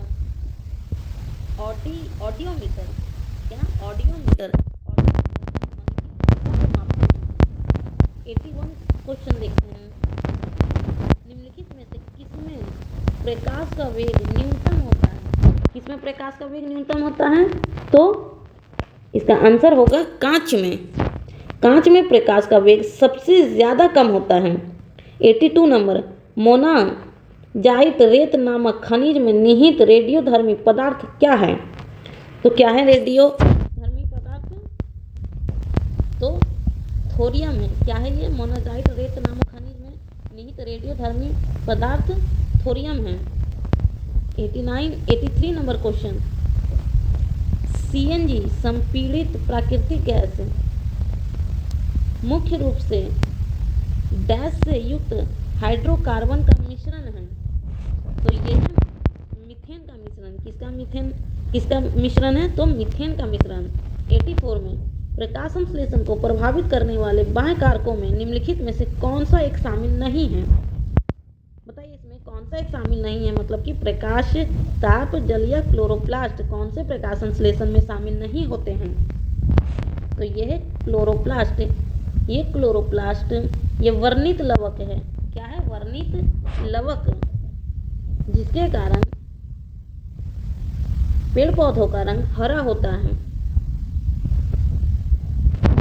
85 नंबर, वैसे पौधे जो शुष्क जलवायु में विशेषतः होते हैं क्या कहलाते हैं? शुष्क जलवायु में उगने वाले पौधे क्या कहलाते हैं? तो ज़ीरोफाइट। क्या कहते हैं? ज़ीरोफाइट। अब 86 नंबर क्वेश्चन देखिए, मानव शरीर में विटामिन ए कहाँ संचित होता है? बताइए आप लोग, मानव शरीर में विटामिन ए कहाँ संचित होता है? तो ये होता है यकृत में, लीवर में। 87 नंबर क्वेश्चन, एस्ट्रोजन हार्मोन क्या है? एस्ट्रोजन हार्मोन एक स्टेरॉयड है। क्या है? स्टेरॉयड। किसी चालक की विद्युत प्रतिरोधकता की इकाई क्या है? तो यह है ओम मीटर स्क्वायर। ओम की साइन ऐसे होती है, ओम मीटर स्क्वायर। 89 नंबर क्वेश्चन, कृत्रिम उपग्रह पृथ्वी से सुस्पष्टता से ट्रैक किया जाता है। किसके कारण पृथ्वी से सुस्पष्टता से ट्रैक किया जाता है? कृत्रिम उपग्रह। इसका आंसर होगा डॉपलर प्रभाव द्वारा। किसके द्वारा? डॉपलर प्रभाव द्वारा। 90 नंबर क्वेश्चन देखिए, निम्नलिखित में से किसका ऊष्मीय मान अधिक होता है? किसका ऊष्मीय मान अधिक होता है? तो एलपीजी की। अब बताइए एलपीजी में कौन सी गैस होती है जो कि तरल होती है?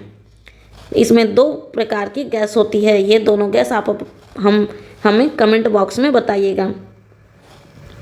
91 नंबर क्वेश्चन, शुष्क सेल में निम्नलिखित में से किसका विद्युत अपघट्यों के रूप में प्रयोग होता है? तो ये होता है अमोनियम क्लोराइड एवं जिंक क्लोराइड में। किसका होता है? अमोनियम क्लोराइड और जिंक क्लोराइड में।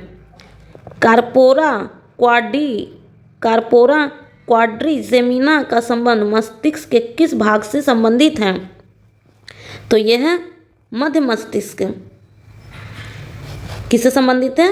कार्पोरा क्वाड्रिजेमिना तो मध्य मस्तिष्क से संबंधित है। 93 नंबर क्वेश्चन मतलब 93 नंबर क्वेश्चन, निम्नलिखित में से निम्नलिखित कथनों पर विचार करें और असत्य कथन की पहचान करें। रक्त में उपस्थित प्लेटलेट्स थ्रोम्बोप्लास्टिन नामक पदार्थ से स्रावित करता है। फाइब्रिनोजेन प्लाज्मा में उपस्थित होता है। फाइब्रिनोजेन रक्त का थक्का बनने में सहायता करता है। या फाइब्रिनोजेन रहित प्लाज्मा को थ्रोम्बिन कहा जाता है। या उपर्युक्त में से कोई नहीं, या उपर्युक्त में से एक से अधिक। तो बताइए आप लोग इसमें इनमें से गलत कौन से हैं? तो 93 के क्वेश्चन होंगे ये। फाइब्रिनोजेन रहित प्लाज्मा को थ्रोम्बिन कहा जाता है, ये गलत हैं। और ये तीनों आपके बिल्कुल भी सही हैं। 94 नंबर क्वेश्चन देखते हैं क्या कहा गया है इसमें। सूची 1 को सूची 2 से सुमेलित करें। क्षय रोग, चेचक, दाद, पेजिस मतलब कि ये सारे रोग किसके कारण होते हैं? तो इसका आंसर होगा डी नंबर। मतलब कि क्षय रोग बैक्टीरिया के कारण होता है, चेचक वायरस के कारण होता है, दाद फंगस के कारण होता है और पेचिस प्रोटोजोआ के कारण होता है। तो इसका आंसर क्या है? D number. ये भी आप याद कर लेंगे, ये भी आपके लिए इम्पॉर्टेंट हो जाता है किसी भी एग्ज़ाम में, वो चाहे 68 पीपीएससी हो, एसएससी हो, रेलवे हो। ये सब बैक्टीरिया, फंगस, वायरस, प्रोटोजोआ वगैरह से जो भी रोग होते हैं वो सब आ जाते हैं। 95 नंबर क्वेश्चन, डबल रोटी एवं बियर बनाने में निम्नलिखित में से किसका प्रयोग किया जाता है? तो बताइए किसका प्रयोग करते हैं? तो इससे हम लोग ईस्ट कहते हैं। ईस्ट का प्रयोग हम लोग ब्रेड वगैरह बनाने को और उसे फुलाने और उसे हल्का करने के लिए करते हैं। 96 नंबर क्वेश्चन, दर्पणों के पीछे चांदी की कलई में व्यावसायिक रूप से किस कार्बोहाइड्रेट का उपयोग किया जाता है? तो ये है,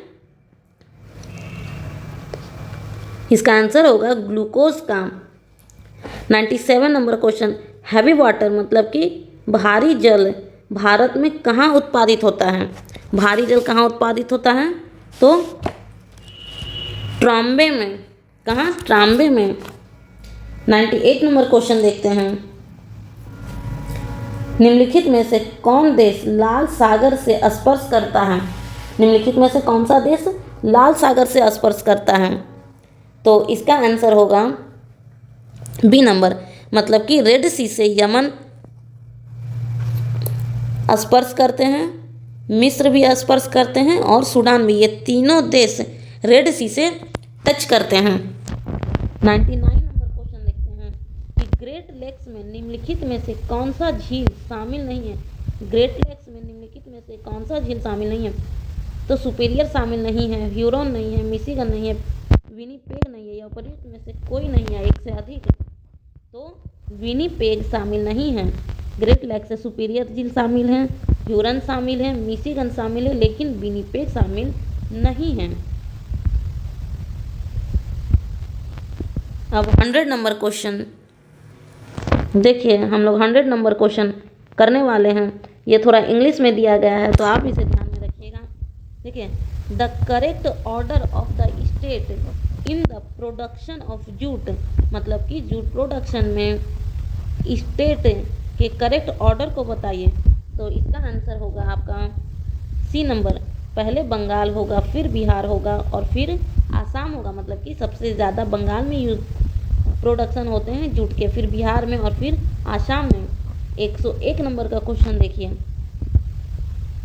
Moriya tribe is not found in, मतलब कि मोरिया ट्राइब कहाँ नहीं पाए जाते हैं? हिमाचल प्रदेश में नहीं पाए जाते हैं, उत्तराखंड में नहीं पाए जाते हैं, सिक्किम में नहीं पाए जाते, राजस्थान में नहीं पाए जाते। इनमें से कहाँ नहीं पाए जाते हैं? तो इसका आंसर होगा ये राजस्थान में नहीं पाए जाते हैं। मोरिया ट्राइब हिमाचल प्रदेश में पाए जाते हैं, उत्तराखंड में पाए जाते हैं, ये राजस्थान में नहीं पाए जाते हैं। अब देखिए, विच of the following has lowest sex ratio, सबसे कम लिंग अनुपात कहाँ है? ये है मुंगेर में। कहाँ पे है? मुंगेर में। Where is the plastic factory located in Bihar, मतलब कि प्लास्टिक की फैक्ट्री जो है वो बिहार में कहाँ पर है? तो ये है आपके हाजीपुर में। प्लास्टिक फैक्ट्री बिहार के हाजीपुर में है। 104 नंबर क्वेश्चन के आंसर देखते हैं, which of the following river passes through maximum number of countries, मतलब कि सबसे ज़्यादा रिवर किस से पास होते हैं? तो नील रिवर, राइन रिवर, दानुब रिवर या मेकोंग रिवर। तो 104 नंबर के आंसर होंगे सी नंबर, डैन्यूब रिवर। वो जो नील नदी विश्व की सबसे लंबी नदी है, जबकि डैन्यूब नदी यूरोप के सर्वाधिक 9 देशों से गुजरने वाली नदी है। चलिए 105 नंबर क्वेश्चन देखते हैं, match the following ports and their respective country, मतलब कि कौन से बंदरगाह किस कंट्री में है? लिस्बन, कोलंबो, कैरियो और कोपेनहेगन। तो इसका आंसर होगा आपका ए नंबर, मतलब कि लिस्बन है पुर्तगाल में और कोलंबो है श्रीलंका में, कैरो है इजिप्ट में और कोपेनहेगन कहाँ है? डेनमार्क। 106 नंबर क्वेश्चन के आंसर देखते हैं, which of the second largest, क्या second largest district of Bihar in term of forest cover, मतलब कि वन कवर में सबसे ज़्यादा डिस्ट्रिक्ट बिहार के कौन से हैं? तो ये हैं कैमूर। क्या है? कैमूर। कितना है देखिए 1,051.56 वर्ग किलोमीटर। 107 नंबर क्वेश्चन के आंसर देखते हैं। Where is the great Victorian desert located, मतलब कि ग्रेट विक्टोरियन डेजर्ट कहाँ लोकेट है? इजिप्ट में है, ऑस्ट्रेलिया में है, नॉर्थ अफ्रीका में है, या अर्जेंटीना में है, या none of the above and more than of the above. तो इसके आंसर होगा ऑस्ट्रेलिया में। कहाँ पे है? B number answer Australia, great Victorian desert Australia में है। 108 देखिए, by what name is the hot air moving in the Sahara desert known in Egypt, मतलब कि सहारा डेजर्ट को इजिप्ट में किस नाम से जानते हैं? और ये कि सबसे गर्म हवा होती है, तो ये कहते हैं खमशीन। इसे क्या कहते हैं? खमसीन। 109 के क्वेश्चन देखते हैं। Tapi river pores into which of the following, मतलब कि जो तापी रिवर है वो कहाँ जा कर के गिरती है, मतलब कि उनकी मुहाना कहाँ पर है? तो 109 होगा सी नंबर। क्या? Gulf of Cambay. ताप्ती नदी कहाँ में गिरती है? गल्फ ऑफ कैम्बे में। 110 नंबर क्वेश्चन देखते हैं। Which of the following national park या wildlife sanctuary is located in west Champaran, मतलब कि इसमें से कौन सा नेशनल पार्क या wildlife sanctuary west Champaran में है? कौन सा है? देखिए, ये भी नहीं है, ये भी नहीं है, ये भी नहीं है और ये भी नहीं है, तो कौन सा है भाई? तो उदयपुर अभ्यारण्य एवं वाल्मीकि उद्यान पश्चिम चंपारण में है, मतलब कि ये भी है और ये भी है, ये दोनों कहाँ हैं? वेस्ट चंपारण में। ओके। कांवर झील कहाँ है? देखिए, ये है आपके बेगूसराय में। कांवर झील कहाँ है? बेगूसराय में। और गोगीबिल बर्ड विहार कहाँ है? तो ये है कटिहार में। देखिए, ये दोनों कहाँ हैं? ये दोनों है वेस्ट चंपारण में। कांवर झील है बेगूसराय में, गोगीबिल बर्ड सैंक्चुरी या फिर बर्ड विहार है कटिहार में। 111 नंबर देखिए। In which district mica is not find, mica मतलब होता है, आप इसका आंसर बताइए मुझे। In which district mica is not find, mica मतलब होता है, मैं आप लोग से जानना चाह रही थी लेकिन आपने कमेंट बॉक्स में मुझे बताया और इसके लिए धन्यवाद। चलिए, मीका मतलब होता है अवरक, मतलब कि अवरक इनमें से कौन से डिस्ट्रिक्ट में नहीं पाया जाता है? तो ये होगा कैमूर। गया में पाया जाता है, नवादा में भी पाया जाता है, जमुई और मुंगेर में भी पाया जाता है, लेकिन कैमूर में अवरक नहीं पाया जाता है। 112 number question. Which district of Bihar has the highest child sex ratio, मतलब कि सबसे ज़्यादा बच्चे की लिंग अनुपात कहाँ है? चाइल्ड सेक्स रेशियो 112 के आंसर होंगे ए नंबर, ये किशनगंज में है। कहाँ है? किशनगंज में। अब 113 नंबर क्वेश्चन के आंसर देखते हैं। Compare the Himalayan river with the peninsular river on the basis of the following, इसका आंसर होगा 1, 2, 3। क्या होगा? 1, 2, 3। हिमालय नदियाँ बारहमासी होती है, इसमें सालों भर पानी रहता है, जबकि प्रायद्वीपीय नदियाँ वर्षा पर निर्भर रहती है, मतलब कि जो नॉर्थ के हैं वो बर्फ से बारिश होती है, और जो मतलब कि वहाँ की जो नदियाँ हैं वो वर्षा के द्वारा बहती है, लेकिन जो साउथ के जितने भी रीजन हैं वो नदियाँ वर्षा पर निर्भर रहती है। हिमालयी नदियाँ डेल्टा बनाती है, जबकि प्रायद्वीपीय नदियाँ अपेक्षाकृत छोटी डेल्टा बनाती है। नर्मदा और ताप्ती डेल्टा के स्थान पर स्वार नदमुखिया एस्चुअरी बनाती है। चलिए 114 नंबर देखते हैं। निम्नलिखित में से किस खनिज के उत्पादन के मामले में देश में बिहार का एकाधिकार है, मतलब कि बिहार में उसका एकाधिकार है किस खनिज के मामले में? तो पायराइट के मामले में। भारत में बिहार एकमात्र ऐसा राज्य है जहां देश का 95% कितना 95% पायराइट का भंडार मौजूद है। वहीं बिहार देश में 95% पायराइट का उत्पादन भी करता है। पायराइट क्या है? गंधक का मुख्य स्रोत है। किसका? गंधक का मुख्य स्रोत है। यह मुख्यतः बिहार के रोहतास में पाया जाता है। पायराइट कहाँ पाया जाता है? सर्वाधिक तो रोहतास में। भारत में जलोढ़ मृदाएं कितने प्रतिशत भूभाग पर पाए जाते हैं? तो ये पाए जाते हैं 45% भूभाग पर एलुवियल सॉइल मिलते हैं। 116 नंबर देखते हैं। निम्नलिखित में से बिहार के किस जिले में ताल मिट्टी पाई जाती है? तो ताल मिट्टी कहाँ पाए जाते हैं? मुंगेर में। कहाँ पे? मुंगेर में। अब सूची 1 को सूची 2 से मिलाइए। राज्य और सबसे ऊंची चोटी, तो इसका आंसर होगा 117 का आंसर होगा ए नंबर, मतलब कि केरल की सबसे ऊंची चोटी अनैमुदी, नागालैंड की सबसे ऊंची चोटी सारामाती, उत्तराखंड की सबसे ऊंची चोटी नंदा देवी और तमिलनाडु की सबसे ऊंची चोटी डोडा बेटा। ये राइट आंसर है। अब 118 नंबर क्वेश्चन देखते हैं। 2011 की जनगणना के अनुसार भारत में अनुसूचित जनजाति की संख्या कुल जनसंख्या का कितना प्रतिशत था? तो यह है 8.6%। कितना? 8.6%। अब ई संता क्या है? ई संता क्या है?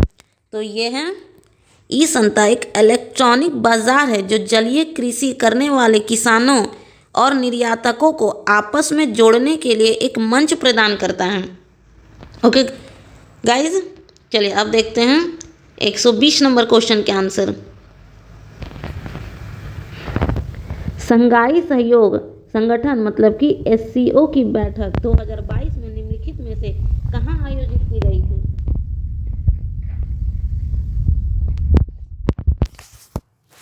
तो ये की गई थी आपके उज्बेकिस्तान। कहाँ पे? उज्बेकिस्तान में समरकंद में। 121 नंबर क्वेश्चन देखिए।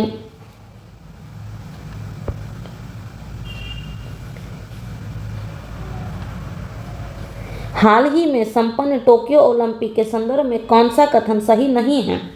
तो कौन सा कथन सही नहीं है? डी नंबर, टोक्यो ओलंपिक में भारत ने ओलंपिक के लिए अपना अब तक का सबसे बड़ा दल भेजा था। यह है आपका गलत आंसर। 122 देखते हैं। अप्रैल 2022 में समाचारों की सुर्खियों में रहा गाओफेन 303 क्या है? गाओफेन 303 क्या है? रॉकेट है, पनडुब्बी है, मिसाइल है या उपग्रह है, या इनमें से कुछ भी नहीं है? तो गाओफेन 303 क्या है? एक उपग्रह है। 123 नंबर क्वेश्चन देखते हैं। देश का पहला शिल्पकला म्यूजियम कहाँ बनाया गया? देश का पहला शिल्पकला म्यूजियम कहाँ बनाया गया? तो ये बनाया गया पटना, बिहार में। देश का पहला कला म्यूजियम बिहार के पटना में बनाया जा रहा है। पटना के उपेंद्र महारथी शिल्प अनुसंधान संस्थान को शिल्पकला का म्यूजियम बनाया जा रहा है। 124 नंबर क्वेश्चन। भारत का कौन सा राज्य पूर्णतः कागज रहित ई कैबिनेट प्रणाली लागू करने वाला भारत का पहला राज्य बन गया है? तो कौन बना है? हिमाचल प्रदेश। ई कैबिनेट प्रणाली लागू करने वाला भारत का पहला राज्य हिमाचल प्रदेश बन गया है। इसके लिए सूचना प्रौद्योगिकी विभाग द्वारा e cabinet IT application launch किया गया है। ई विधानसभा लागू करने वाला पहला राज्य हिमाचल प्रदेश बना और ई बजट पेश करने वाला भारत का पहला राज्य यूपी बना। ये क्या बना है? ई बजट पेश करने वाला। और ये क्या बना है? ई कैबिनेट प्रणाली लागू करने वाला। अब देखते हैं 125 नंबर। लैमिटिए संयुक्त सैन्य अभ्यास 2022 भारत एवं किस देश के बीच संपन्न हुआ? तो ये हुआ आपका सेशल्स के बीच। किसके बीच? सेशल्स के बीच। लैमिटिए संयुक्त अभ्यास 2022 भारत एवं सेशल्स के बीच सेशल्स में संपन्न हुआ। सेशल्स पश्चिमी हिंद महासागर में एक द्वीप समूह है जिसमें लगभग 115 द्वीप हैं, जिसकी राजधानी क्या है? विक्टोरिया। अब देखते हैं 126 नंबर क्वेश्चन। बिहार सरकार द्वारा किस ग्राम को बिहार के पंचायतों में विकास का मॉडल बनाने के लिए चुना गया? तो ये चुना गया धनरई में। कहाँ पे? धनरई। कहाँ है ये? जहानाबाद में। देखिए, अगस्त 2021 में बिहार सरकार के द्वारा धनरई ग्राम, जो कि जहानाबाद में है, को बिहार के पंचायतों में विकास का मॉडल बनाने के लिए चुना गया। किसके लिए? विकास का मॉडल बनाने के लिए। 127 में आर्थिक सर्वेक्षण 2021-22 के अनुसार बिहार राज्य में बिजली की प्रति व्यक्ति खपत कितनी है? तो ये कितनी है? 350 किलोवाट आवर। कितनी है? 350 किलोवाट आवर। अब देखिए 128 नंबर, ऑकस त्रिपक्षीय गठबंधन में कि कौन देश शामिल नहीं है? मतलब कि ऑकस में कौन कौन से देश शामिल हैं और कौन कौन से देश शामिल नहीं हैं? तो इसमें जापान शामिल नहीं है, यूएसए है, ब्रिटेन है, ऑस्ट्रेलिया है, ये तीनों हैं, लेकिन इसमें जापान शामिल नहीं है। 129 नंबर देखिए, निजी क्षेत्र द्वारा लॉन्च भारत का प्रथम रॉकेट क्या है? तो यह है आपका विक्रम एस। निजी क्षेत्र द्वारा लॉन्च भारत का प्रथम रॉकेट विक्रम एस है। 130 नंबर देखिए, cooking to save your life किसकी रचना है? तो यह है अभिजीत बनर्जी की। ये क्या है? अभिजीत बनर्जी की। ये एक इकोनॉमिस्ट हैं। 131 नंबर क्वेश्चन, हाल ही में बिहार राज्य ने पंचायतों में आरक्षण के प्रावधान को कब तक नहीं बदलने का प्रावधान किया गया? तो 2026 तक। 132 देखते हैं, भारत वन रिपोर्ट 2021 के संदर्भ में निम्नलिखित में से कथनों पर विचार कीजिए। तो क्या क्या होगा? इस रिपोर्ट के अनुसार देश में कुल वनावरण और वृक्षावरण कुल भौगोलिक क्षेत्र का 24.62% है। भारत वन स्थिति रिपोर्ट 2019 की तुलना में ISFR 2021 वनावरण में 0.22% वृद्धि हुई। ISFR 2021 में ISFR 2019 की तुलना में वनावरण में सर्वाधिक कमी नागालैंड में हुई और इस रिपोर्ट के अनुसार सर्वाधिक वृक्षावरण क्षेत्रफल महाराष्ट्र में है। तो इसका आंसर होगा 1, 2, 4। क्या आंसर होगा इसका? 1, 2, 4। अब देखते हैं 133 नंबर क्वेश्चन, फीफा अंडर 17 महिला विश्व कप 2022 में किस देश ने जीता? तो ये जीता स्पेन ने। किसने जीता? स्पेन ने। 134 नंबर देखिए, किन दो देशों के बीच संयुक्त त्रिसेना मानवीय सहायता एवं आपदा राहत ट्रायम्फ 2022 अभ्यास का आयोजन किया गया? तो ये किया गया भारत और अमेरिका के बीच। 135 नंबर क्वेश्चन देखते हैं, किस राज्य या केंद्र शासित प्रदेश के कदमत समुद्र तट को इको लेवल ब्लू फ्लैग प्रदान किया गया? तो ये किया गया लक्षद्वीप में। कहाँ किया गया? लक्षद्वीप में। 136 नंबर क्वेश्चन, भारत के नए chief of defence staff CDS के रूप में किसे नियुक्त किया गया? तो ये किया गया अनिल चौहान जी को। अनिल चौहान भारतीय सेना से सेनानिवृत्त लेफ्टिनेंट जनरल अनिल चौहान को दूसरे चीफ ऑफ डिफेंस स्टाफ के रूप में नियुक्त किया गया। जनरल चौहान भारत के पहले CDS सेना प्रमुख जनरल बिपिन रावत की जगह लेंगे। तो पहले कौन थे? जनरल बिपिन रावत। अब 137 देखते हैं, किस देश ने आनुवांशिक रूप से संशोधित भारतीय सरसों की प्रजाति ब्रासिका जनसिया की व्यावसायिक खेती को मंजूरी दी है? तो किसने दी? ऑस्ट्रेलिया ने। ऑस्ट्रेलिया के office of gene technology regulator ने शकनाशी सहिष्णु जेनेटिकली मॉडिफाइड भारतीय सरसों की प्रजाति ब्रासिका जनसिया की व्यावसायिक खेती की मंजूरी दी। 138 देखते हैं, भारत का पहला स्वदेशी ओवर हजर मैग्नेटोमीटर कहाँ स्थापित किया गया है? तो कहाँ स्थापित किया गया? अलीबाग में। कहाँ पे? अलीबाग में। 139 क्वेश्चन देखते हैं, किस राज्य ने भारत की पहली त्रावसन निगरानी प्रणाली शुरू की है? तो किसने की? इसका आंसर होगा ई, क्योंकि इसने की महाराष्ट्र ने की। इसका आंसर क्या होगा? ई नंबर। 140 देखिए, अनवर इब्राहिम किस देश के प्रधानमंत्री नियुक्त हुए?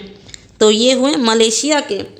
मलेशिया के सुधारवादी नेता अनवर इब्राहिम को प्रधानमंत्री नियुक्त कर दिया गया। मलेशिया दक्षिण पूर्व एशिया में स्थित एक उष्ण कटिबंधीय देश है। ओके, मलेशिया की राजधानी कहाँ है? कुआलालंपुर। मलेशिया की राजधानी कुआलालंपुर। 141 में 45 नियम। चलिए, ये 10 आपके मैथ हैं, ये आप लोग खुद से करिएगा। मैं आपको 140 सेट तक करा दी हूँ। सेट नंबर 1 के 140 नंबर क्वेश्चन कंप्लीट हो गए हैं, बाकी के 10 मैथ बने हैं। और हाँ, जितने भी सेट के मैथ हैं मैं एक जगह करके आप लोगों को बता दूंगी। वो आखिरी वीडियो में सिर्फ मैथ के ही क्लास होंगे। So thank you friends.